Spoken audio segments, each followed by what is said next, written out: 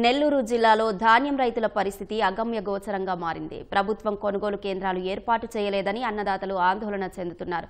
ధర ఏ రోజుకా రోజు పడిపోతోందని ఆవేదన వ్యక్తం చేస్తున్నారు. జిల్లాలో 3 లక్షల ఎకరాల్లో వరి సాగు చేశారు. గిట్టుబాటు ధరలు ఉంటాయని ఆశించిన రైతులు 10 రోజులుగా ముమ్మరంగా కోతలు ప్రారంభించారు.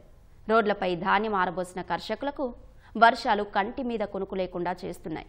ధాన్యం తడిశాయని, నాణ్యత లేవని ఇలా వేర్వేరు కారణాలు చెప్పి వ్యాపారులు ధరలు తగ్గించేస్తున్నారని రైతులు వాపోతున్నారు. ప్రభుత్వమే తమను ఆదుకోవాలని కోరుతున్నారు.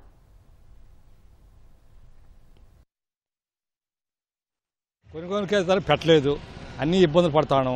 అది పెట్టా కానీ ఇక ఇప్పుడేం ఉండదు సార్. రేటు వచ్చు, అది పెడితే కదా, పెట్టలేదు కదా. వర్షాలతో ఇబ్బంది పడి మామూలుగా గంటకు ఎకరా వచ్చి 4 గంటలు పడుతుంది. పడిపోయి మామూలుగా మిషన్లతో కానీ అంతా గందరగోళంగా ఉంది. రైతుల పరిస్థితులు ఆందోళనగా ఉంది. రైతులు అయితే ఇప్పుడు 15,000కి అడుగుతాను. 15,000 కూడా మాకు వద్దు అంటారు. రేటు ఏమో పిండి కట్ల అమితమైన రేట్లు పెరిగా, ఇప్పుడు రేట్లు లేకపోయా. ఖర్చులు పెరుగుతాయి, విపరీతమైన పెరుగుతాయి.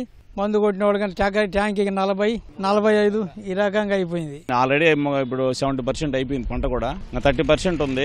ఈ 30% కూడా వర్షం పైన చూస్తారా కింద చూస్తారా. రైతు బయట తోలుకుందానికి అవకాశం లేదు. పొలాల్లో పోతే బుడదగా ఉంది. వచ్చిన ఒడ్లు అడిగేవాళ్ళు లేడు, నాణ్యత లేదా, ఏదేదో చెప్తున్నారు వాళ్ళు.